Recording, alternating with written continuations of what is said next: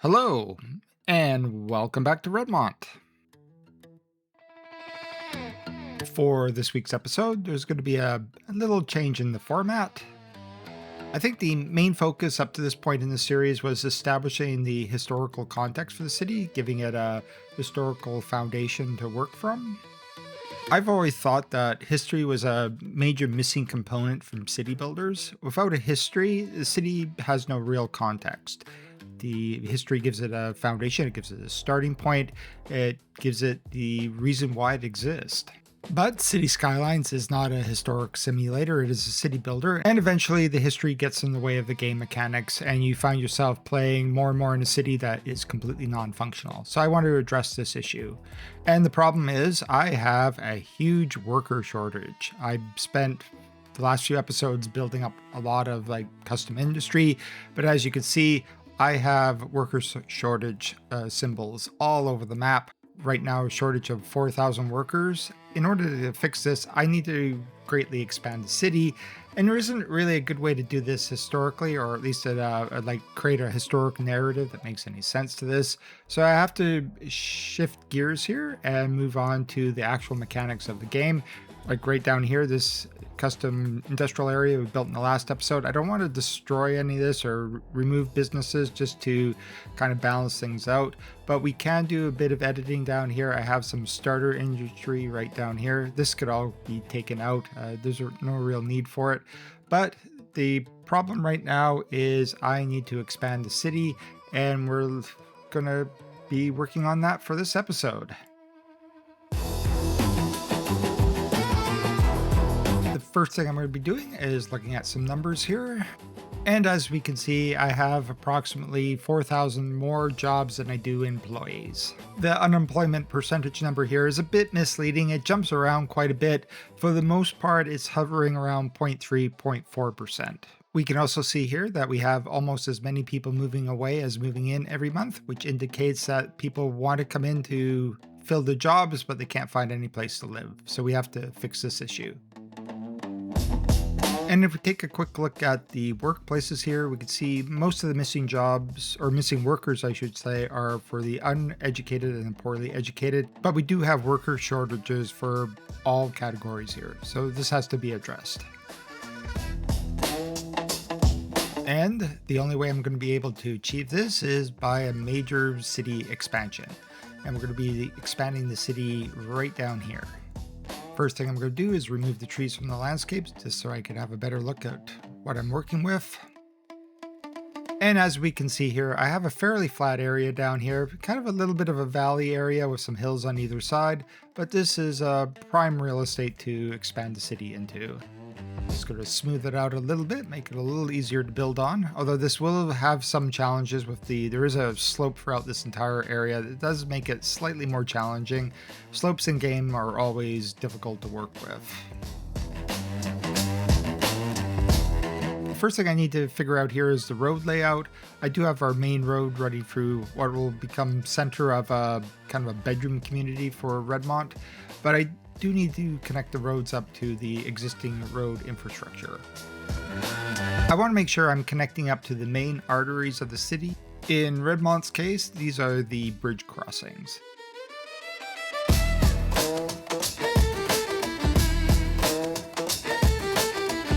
It's still important to think about how this is going to work in a historical context. The first roads through this area are not going to be on a grid. They're going to essentially follow the terrain. So the very first roads here are going to kind of like snake up through these little lower sections through a couple of hills here. This area of Redmont would have started as its own separate community, its own small little town, and it would have conformed to its own grid. I just have to figure out how those grids link up. At one time, this little community here would have had its own separate identity from Redmont, but the whole region would have seen fairly rapid development from the 1950s onward, and this area very quickly got absorbed into the greater Redmont area. And now, rather than being its own separate little town, it's just basically a neighborhood of Redmont. First thing I'm doing down here is just establishing where the major roads are going to go, and I can't help noticing that the major intersection here, one of the roads coming off it, almost lines up perfectly with the highway system over to the right there. So eventually I'm going to have to figure out a way to link those two things up.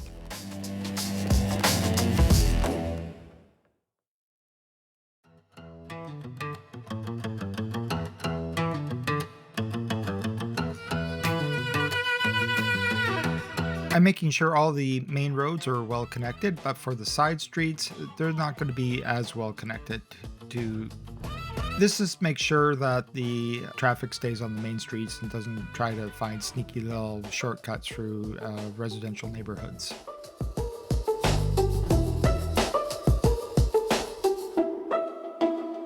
I don't actually have a name for this little community as of yet, so if you have any ideas, just drop a comment down below and I will take a look at them.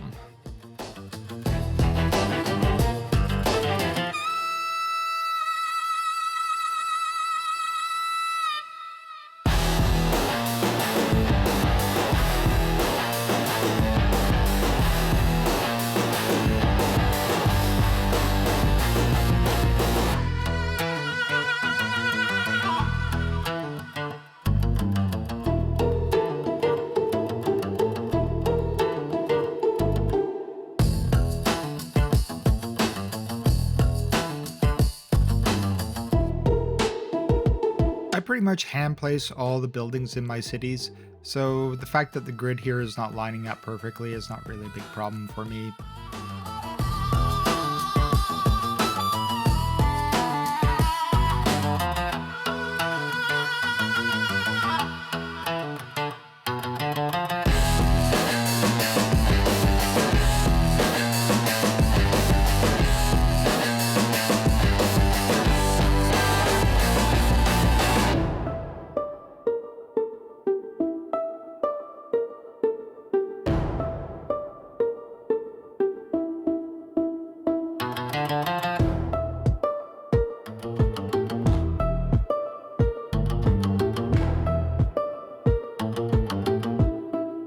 This is the road here that's going to connect to the highway system. It made some sense that maybe this required a bit of an upgrade to a 6-lane road. This is going to be a neighborhood where most of the history is going to be erased by redevelopment.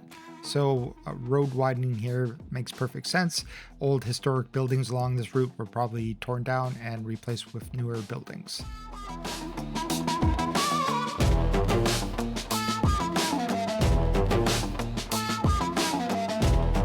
I'm going to be adding a substantial number of new residents to this area, so we're going to need some infrastructure. I'm going to start with schools.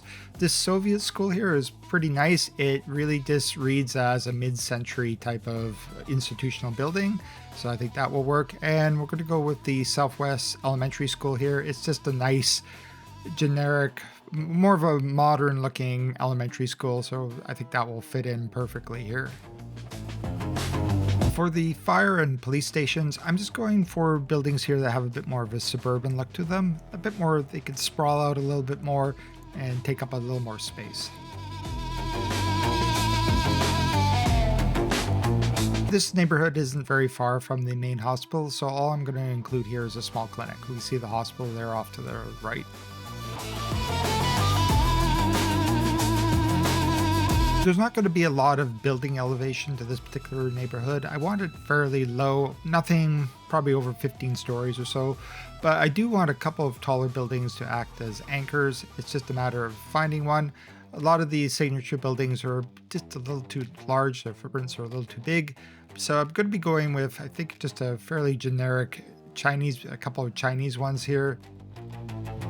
I want the neighborhood to look like it's densifying, but I also don't want it to look like it's well thought out or planned either. For the buildings that do look a little more historical, I don't want these to be particularly high.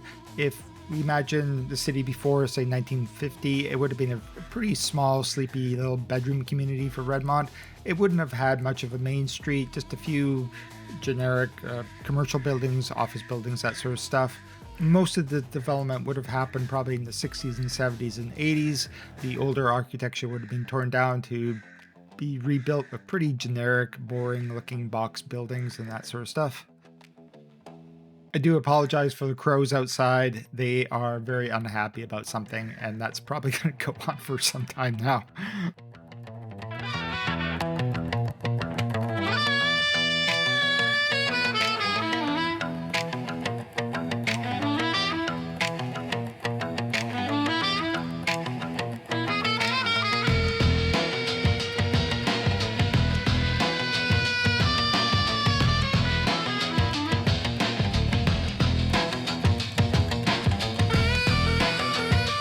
This whole neighborhood down here is really about urban sprawl. It's not meant to be an exciting or interesting part of the city.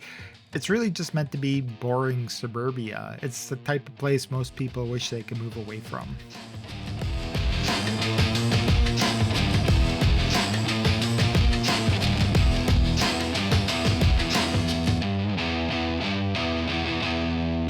When I do place buildings that have more of a historic appearance to them, I want to just spread them out, keep them in small isolated pockets. Because this area didn't really have its own identity separate from Redmont, it really spent no time trying to maintain any of that history. But a few small pockets of it still do exist.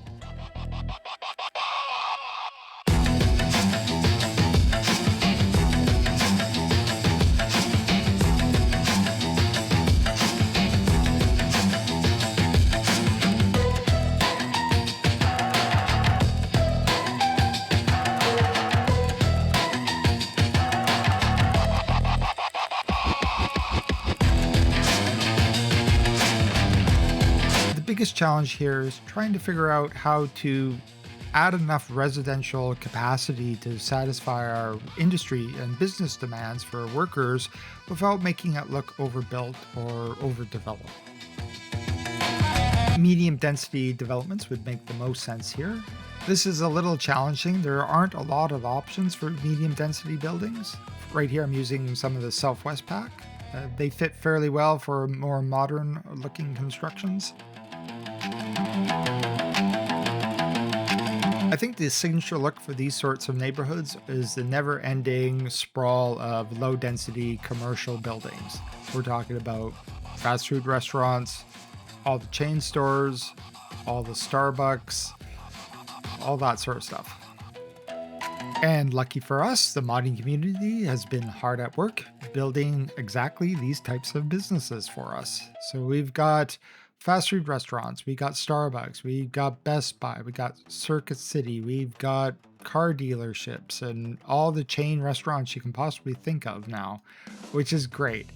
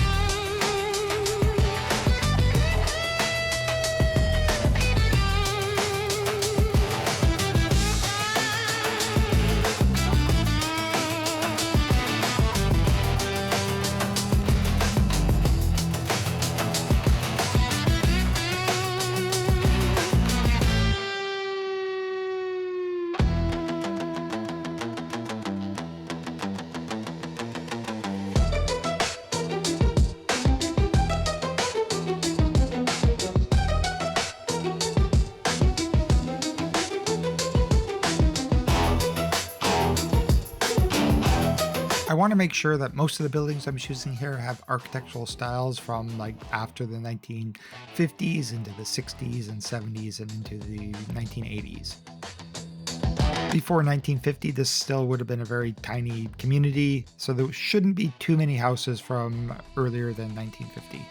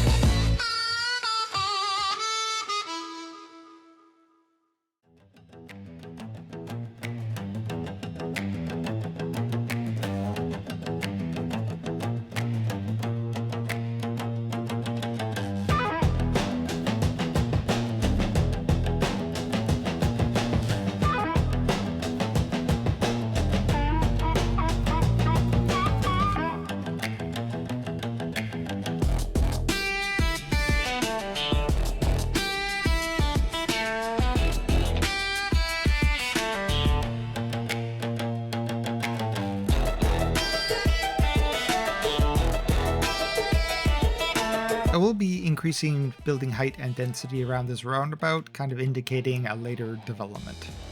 But honestly, the hardest challenge here was just finding enough medium density buildings here to satisfy the demands for more residents without making this entire area look overbuilt.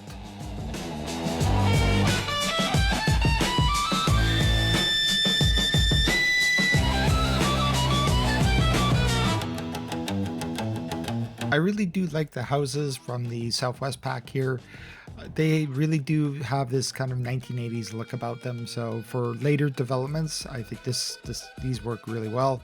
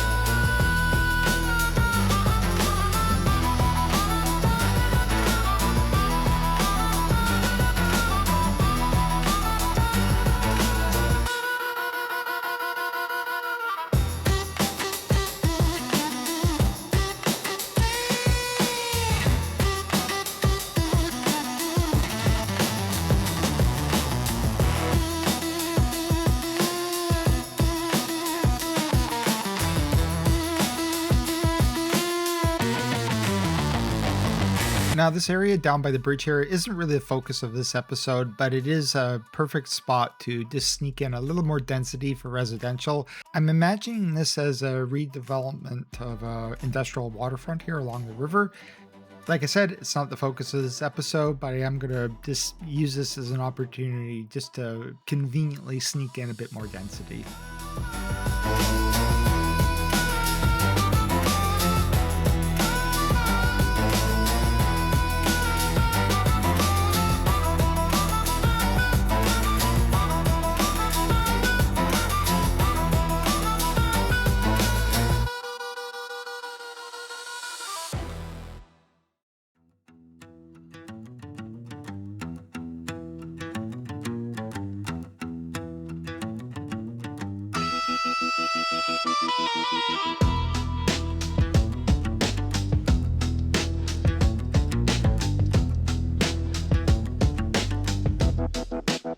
I'm going to have to come back and redo this intersection. I thought I could straighten it out, but as you can see here, yeah, it's not very happy about this at all.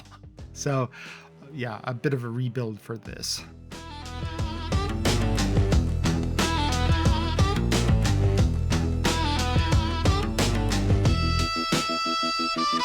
I found these rather nondescript apartment buildings on the mod store. These are like perfect 3-story, 4-story walk-ups from the mid-century. My only question with these is they seem to hold a considerable number of people considering how big they are. So that might be the only thing you might want to consider with them. But once again, it's a great way to add density without adding a lot of height. I'm also going to add one newer building here. This will be a very new construction, probably within the last 20 years. It's kind of signaling what developments might be in store for this section of the city moving forward into the 21st century. I think that becomes our highest building here.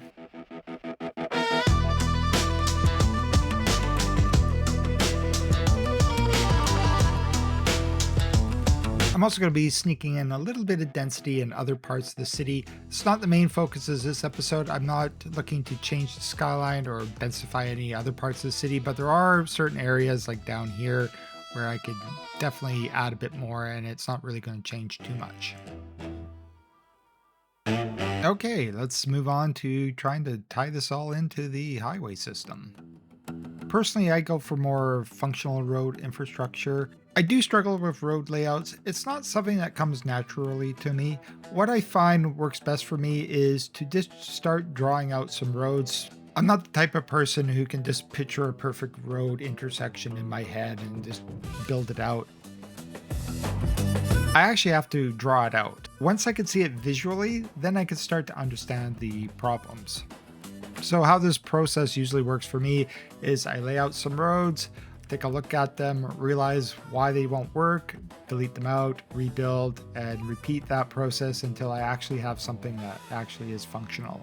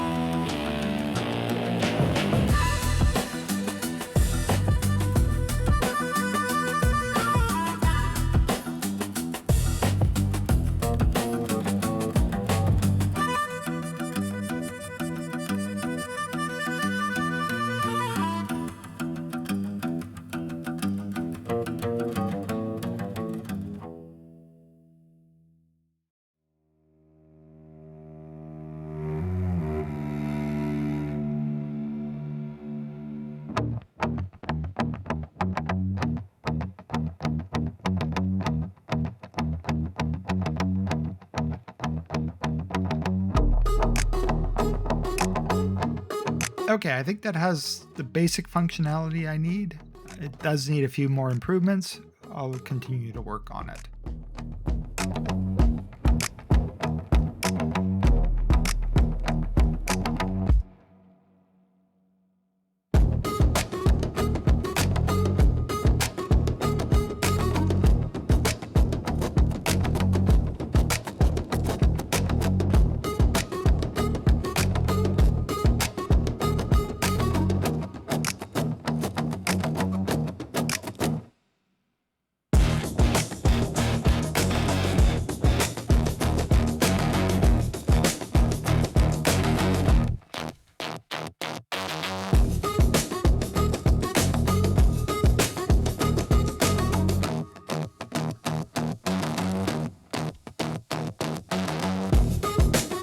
I'm also imagining that this stretch of highway in here probably would have seen some highway infrastructure improvements over the later half of the 20th century, mostly just straightening and flattening and just making it wider to accommodate more traffic for the ever expanding city.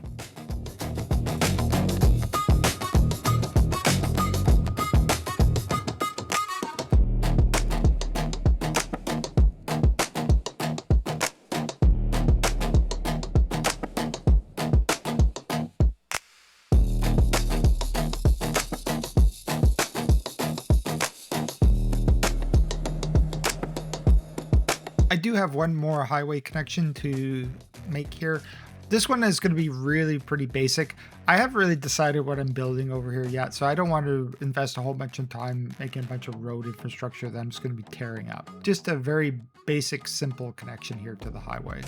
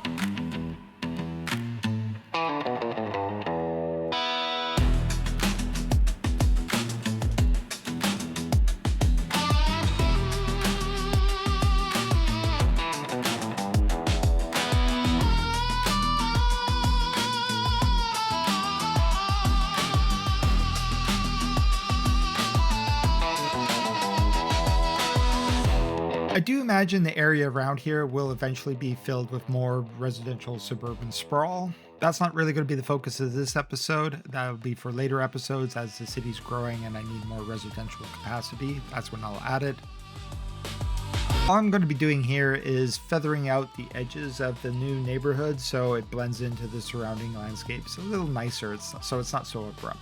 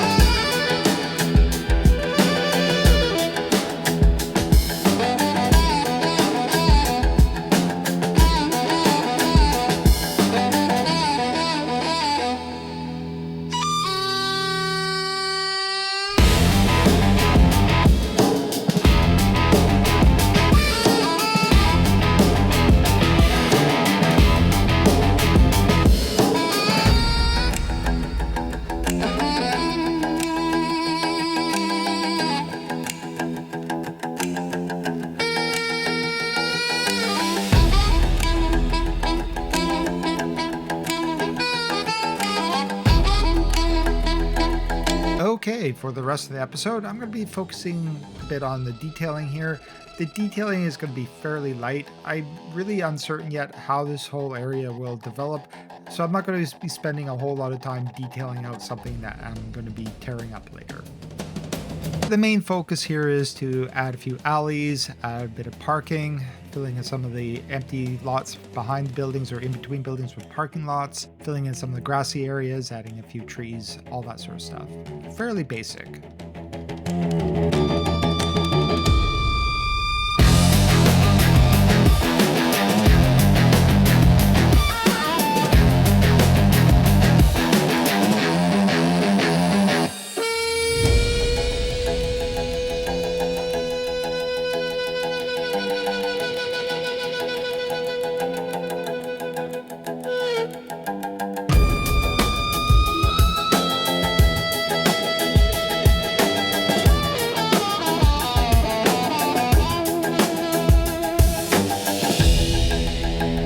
I do find surfaces to be a bit tricky. I'm trying to look for surfaces that don't have obvious tiling patterns on them or have a bit more visual interest so they just don't blend right in. But as we can see here, some of them, if you look closely, you can start seeing tiling problems. Not necessarily a problem for tiled surfaces, but I don't want a pattern that is repeating too often. Some of these brick surfaces you see here, you can really definitely see it tiling. This one I like, it's obviously tiling, but it's a large enough tile that it looks deliberate.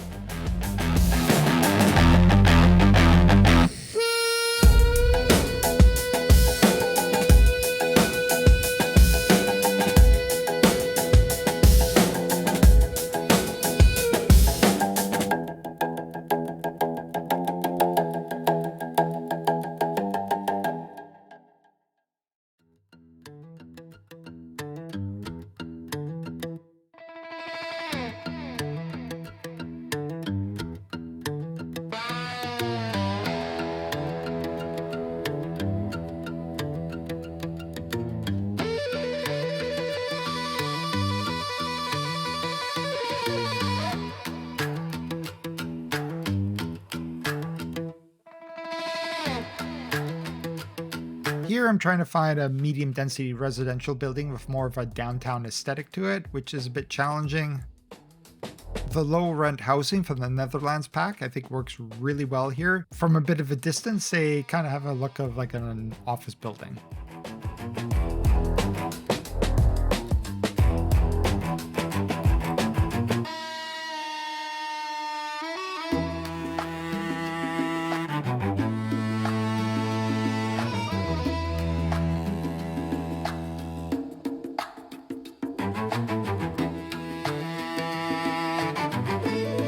A major feature of these sorts of neighborhoods, especially for North American builds, is there'd be a considerable amount of space dedicated to surface parking. I always find this to be not exactly a challenge, but trying to find the perfect balance between the two. The game doesn't require this much surface parking, but in order to sell the look of a low density suburban sprawling neighborhood, you're going to need to include a bit of it.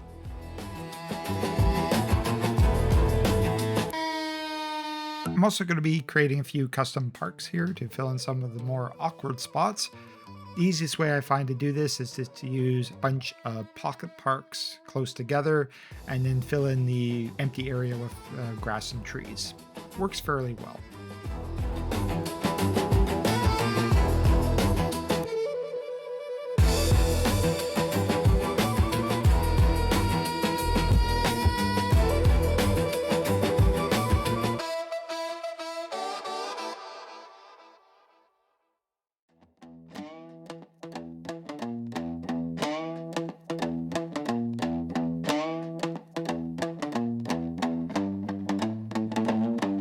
A lot of the custom assets come with palm trees. They won't fit our climate, so I'll have to come in and delete these.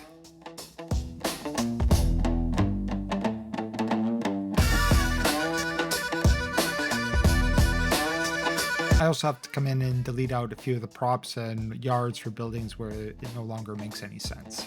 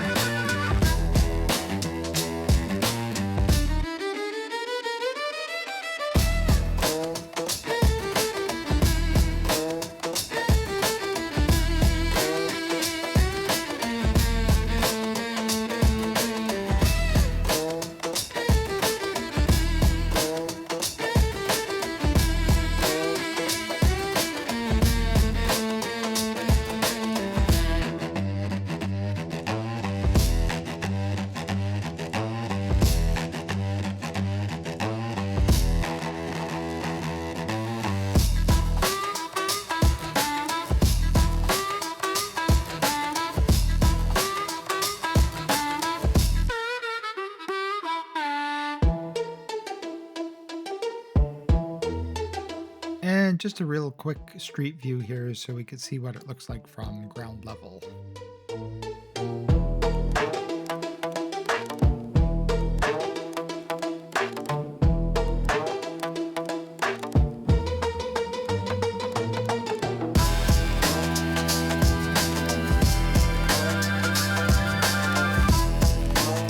I'm still coming up a little short for residents. I'm going to be adding these two buildings down here. I do believe each one holds about 500 people. It's a little sneaky. I'm cramming a lot of people into a very small space without it looking overly built.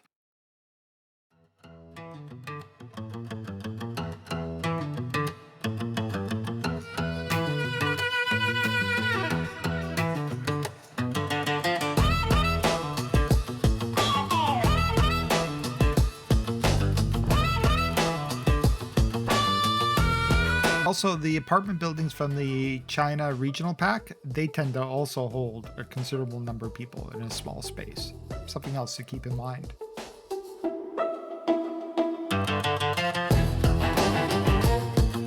Now, after all that construction, I'm still coming up short for residents, so I think the final solution here is to just come in and delete out some of the starter industry. I don't really need this anymore. It was laid down very quickly just to get jumpstart the city, and it's time to come back and rethink this area. For the final little bit of landscape detailing here, I'm going to just come in and switch out the lawn colors to something a little more appropriate for a drier climate.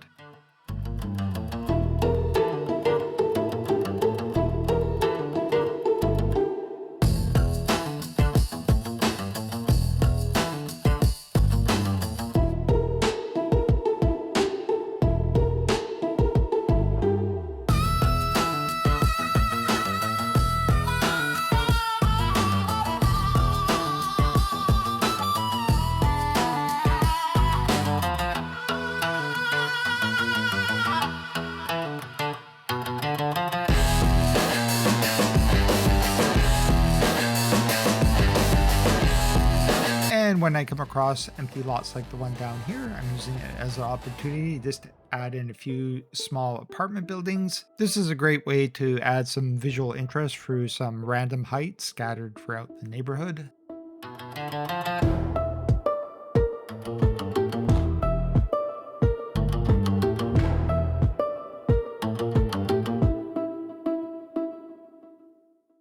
And of course, it's not complete to add a final layer of trees. Now, I've said it before in other episodes, I'm probably overplanting the amount of trees for an area like this. It is a dry environment. It probably doesn't have this many trees, but it's just, I use them as a framing device. They kind of like frame in the neighborhoods. Also, it's just the visual interest. Without them, I just don't think it looks right. So I feel compelled to add them a lot of the time. And the very final bit of landscape detailing here are going to be on these hills. The trees here are just the random trees that were planted when I created the map. I'm going to come back in here and just, be a bit more thoughtful about how this all should look. I'm going to be using the dry grass surface brush to paint in some of the landscape here. I put that in quotation marks because obviously the dry grass brush looks like green grass on my map, but I'm using it in all the lower lying areas to indicate that water and moisture is kind of collecting down there.